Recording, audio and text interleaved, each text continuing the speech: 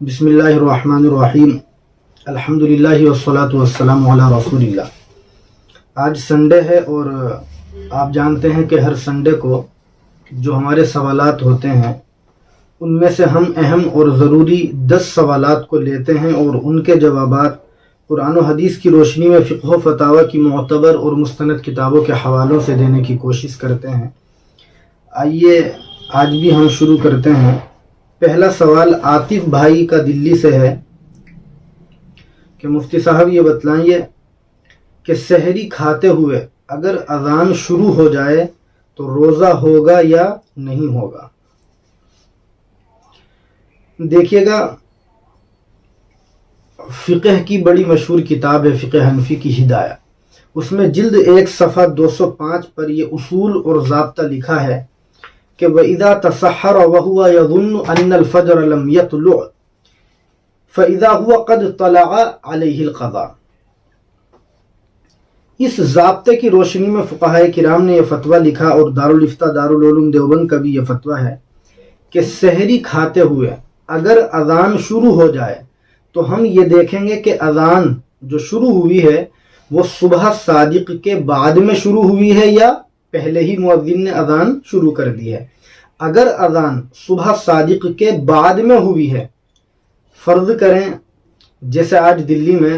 4:51 پر صبح صادق کا وقت تھا، یعنی ختم سحری 4:51 پر تھی۔ اب اگر 4:51 پر یا اس کے بعد میں اذان ہوئی ہے اور اس کے بعد میں بھی ہم نے کچھ کھا پی لیا ہے تو ظاہر سی بات ہے کہ ہم نے صبح صادق کے بعد کھایا، سحری کا وقت ختم ہونے کے بعد میں کھایا، اس لیے اب ہمارا روزہ نہیں ہوگا۔ دوسرا سوال سلمان بھائی کا دلی سے یہ ہے کہ ناپاکی کی حالت میں اگر کوئی شخص سحری کھا لے تو اس سے اس کا روزہ ہوگا یا نہیں ہوگا؟ اگر ہوگا تو ایسا تو نہیں ہے کہ روزہ اس کا مکروہ ہو۔ دیکھیے گا، ترمذی شریف میں ایک حدیث ہے 133 نمبر پر، حضرت عبداللہ ابن سعد رضی اللہ تعالی عنہ فرماتے ہیں کہ سمعت النبی صلی اللہ علیہ وسلم عن مواکلۃ الحائض۔ یہ لمبی روایت ہے جس کا مضمون یہ ہے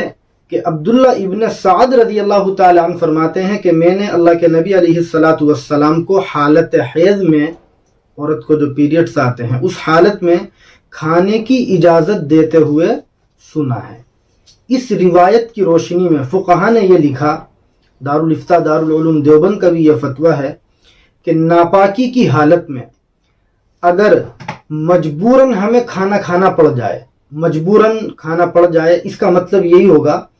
کہ ہماری آنکھ ایسے وقت میں کھلی، ایسے وقت میں ہم سو کر کے اٹھے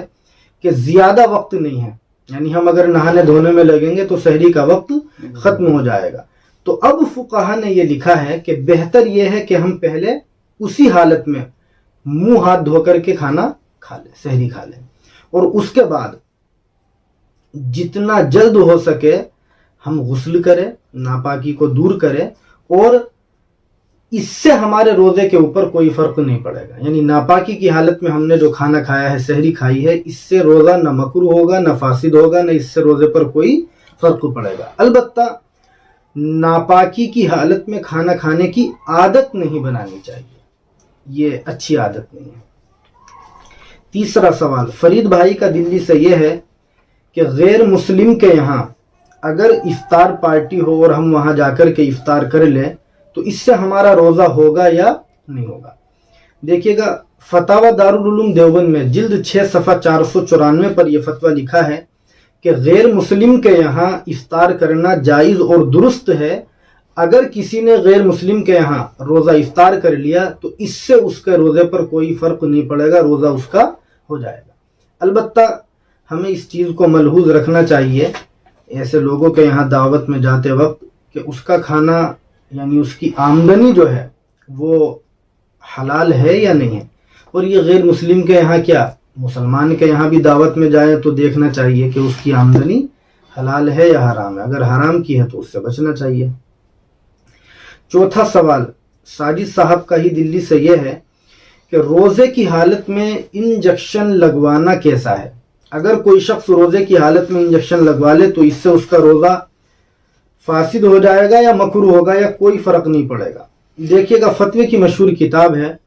فتاوی محمودیہ، اس میں جلد 10 صفحہ 153 پر یہ فتویٰ لکھا ہے، اور دارالفتاء دارالعلوم دیوبند کا بھی یہ فتویٰ ہے کہ روزے کی حالت میں انجیکشن لگوانا جائز ہے، اور اگر کوئی شخص روزے کی حالت میں انجیکشن لگوا لیتا ہے تو اس سے اس کے روزے پر کوئی اثر نہیں پڑے گا، اس کا روزہ ہو جائے گا. 5واں سوال عبد القدیر صاحب کا دلی سے یہ ہے کہ روزے کی حالت میں خون چڑھوانا کیسا ہے. دیکھیے گا فتاوی محمودیہ میں جلد 10 صفحہ 153 پر یہ فتویٰ ہے، اور دارالفتاء دارالعلوم دیوبند کا بھی یہ فتویٰ ہے کہ روزے کی حالت میں خون چڑھوانے سے روزہ فاسد نہیں ہوتا، اس کی گنجائش ہے. 6واں سوال ان کا ہی یہ ہے کہ روزے کی حالت میں گلوکوز چڑھوانے سے روزے پر کوئی اثر پڑے گا یا نہیں پڑے گا، گنجائش ہے اس کی یا نہیں ہے. دیکھیے گا فتاوی محمودیہ میں جلد 10 صفحہ 148 پر یہ فتویٰ لکھا ہے حضرت نے کہ روزے کی حالت میں گلوکوز چڑھوانا بھی جائز اور درست ہے، اس سے روزے پر کوئی اثر نہیں پڑتا. البتہ دارالفتاء دارالعلوم دیوبند نے یہاں بڑی شاندار وضاحت لکھی ہے کہ بلا ضرورت کے طاقت کا گلوکوز نہیں لگوانا چاہیے، اس لیے کہ یہ روزے کے مقصد کے خلاف ہے. 7واں سوال فاطمہ کا دلی سے یہ ہے کہ روزے کی حالت میں آنکھ میں دوائی ڈالنا کیسا ہے. اگر کوئی شخص روزے کی حالت میں آنکھ میں دوائی ڈال لے تو اس سے اس کا روزہ ٹوٹ جائے گا یا نہیں ٹوٹے گا. دیکھیے گا فتاوی تاتار خانیہ میں جلد 3 صفحہ 379 پر ایک ضابطہ لکھا ہے اس سلسلے میں، اور مسئلہ یہ لکھا ہے کہ او اقتر بشیء من الدواء فی عینہ لا یفسد الصوم عندنا. اور دارالفتاء دارالعلوم دیوبند کا بھی اس سلسلے میں یہی فتویٰ ہے کہ روزے کی حالت میں آنکھ میں دوائی ڈالنے سے روزہ فاسد نہیں ہوتا، اگرچہ اس دوائی کا اثر انسان کے حلق کے اندر کیوں نہ محسوس ہو. یہ جو فتاوی تاتار خانیہ کی میں نے عبارت پڑھی ہے اس میں آخر میں صاف لفظوں میں لکھا ہے کہ دوائی کا اثر اگرچہ انسان کے حلق میں محسوس ہو پھر بھی آنکھ میں دوائی ڈالنے سے روزہ فاسد نہیں ہوگا، اور مفتہ بھی قول تحقیقی بات یہی ہے. 8واں سوال جنید جمشید بھائی کا اجہاری سے یہ ہے کہ آج کل ایک میسیج سوشل میڈیا پر چل رہا ہے جس میں یہ بات لکھی ہوئی ہے کہ چاند رات کو اگر کوئی شخص سورۃ الفتح پڑھ لے، اور بعض میسیجوں میں اس کے ساتھ سورہ ملک کا بھی اضافہ ہے، میں نے بھی دیکھا ہے یہ میسیج کہ چاند رات کو اگر کوئی شخص مغرب کے بعد سورۃ الفتح اور سورہ ملک پڑھ لے تو یہ عمل ہماری روزی کے مسئلے کو حل کر دے گا، یعنی کبھی بھی روزی کی پریشانی نہیں ہوگی. تو اس کی کیا تحقیق ہے؟ دیکھیے گا ایسی کوئی حدیث کسی کتاب میں نہیں ہے جس میں اللہ کے نبی علیہ السلام نے اس طرح کی کوئی بات فرمائی ہو کہ چاند رات دیکھ کر چاند نظر آنے کے بعد آپ سورۃ الفتح اور سورہ ملک پڑھ لیں تو ہمیشہ آپ کی روزی کا مسئلہ پورے سال کے لیے حل ہو جائے گا. کہیں بھی کسی معتبر اور مستند کتاب میں حدیث کے اندر یہ بات وارد نہیں ہوئی ہے. یہ الگ بات ہے کہ یہ بات کسی اللہ والے کی ہو یا کسی بزرگ کا یہ مقولہ ہو، لیکن اس کو اس طریقے سے وائرل کرنا کہ گویا اس کو سن کر یا اس کو پڑھ کر آدمی کو یہ میسج لگے کہ شاید یہ اللہ کے نبی کی حدیث ہے، یہ مناسب نہیں ہے. اس طرح کے میسج کو آگے نہیں شیئر کرنا چاہیے. قرآن کا پڑھنا اگرچہ ثواب کا کام ہے مگر اپنی طرف سے اس کی کوئی فضیلت ہم متعین کر دیں یہ مناسب نہیں. 9واں سوال سائم صاحب کا دلی سے یہ ہے کہ روزے کی حالت میں خون نکلوانے سے روزہ فاسد ہو جائے گا یا نہیں ہوگا. دیکھیے گا اردو کے فتاوی میں بڑا مشہور ایک فتوے کا ذخیرہ ہے احسن الفتاوی کے نام سے، اس میں جلد 7 صفحہ 425 پر یہ فتویٰ صراحتاً لکھا ہے کہ روزے کی حالت میں خون نکلوانے سے روزہ فاسد نہیں ہوتا، البتہ اگر کوئی شخص اتنا زیادہ بلڈ نکلوا لے روزے کی حالت میں کہ اسے کمزوری کا خطرہ محسوس ہونے لگے اور روزے کی طاقت ہی اس کے اندر باقی نہ رہے، تو اس صورت میں اتنا زیادہ بلڈ نکلوانے سے اس کا روزہ مکروہ ہو جائے گا۔ تھوڑا بہت نکلوا لے تو اس کی گنجائش ہے، زیادہ بھی نکلوا سکتے ہیں، بہت سے آدمیوں میں زیادہ بلڈ ہوتا ہے، لیکن یہ ضابطہ ذہن میں رہے کہ اتنا بلڈ نہ نکلوائیں کہ اس سے کمزوری محسوس ہو اور روزے کی طاقت باقی نہ رہے۔ 10واں اور آخری سوال خالد صاحب کا دلی سے یہ ہے کہ روزے کی حالت میں تھوک نگلنے سے روزہ ہو جائے گا یا نہیں ہوگا؟ دیکھیے گا فتوی کی مشہور کتاب فتاوی بزازیہ، اس میں جلد 4 صفحہ 98 پر یہ فتویٰ صراحتاً لکھا ہے کہ لو جمع الریق قصدا ثم ابتلعه لا يفسد صومه في اصح الوجہ،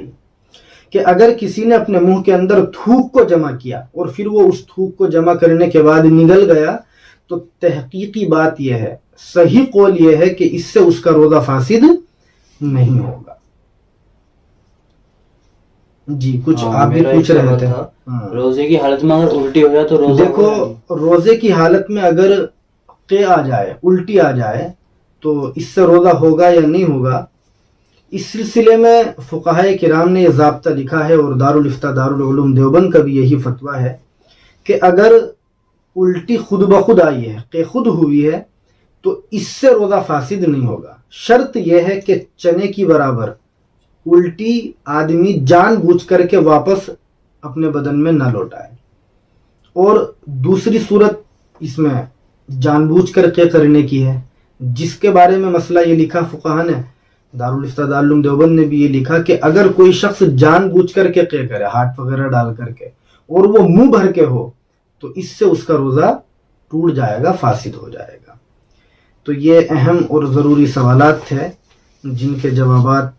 فقہ و فتاوی کی کتابوں کے حوالوں سے دیے گئے ہیں۔ دعا کرے کہ اللہ تعالی ہم سب کے روزوں کو قبول فرمائے۔ یہ رمضان کا مہینہ چل رہا ہے، اور اس مہینے سے اللہ تعالی ہمیں زیادہ سے زیادہ مستفید ہونے کا موقع نصیب فرمائے۔ ہمارے روزوں اور تراویح کو اور دیگر عبادتوں کو اللہ شرف قبولیت عطا فرمائے۔ والسلام علیکم ورحمۃ اللہ وبرکاتہ۔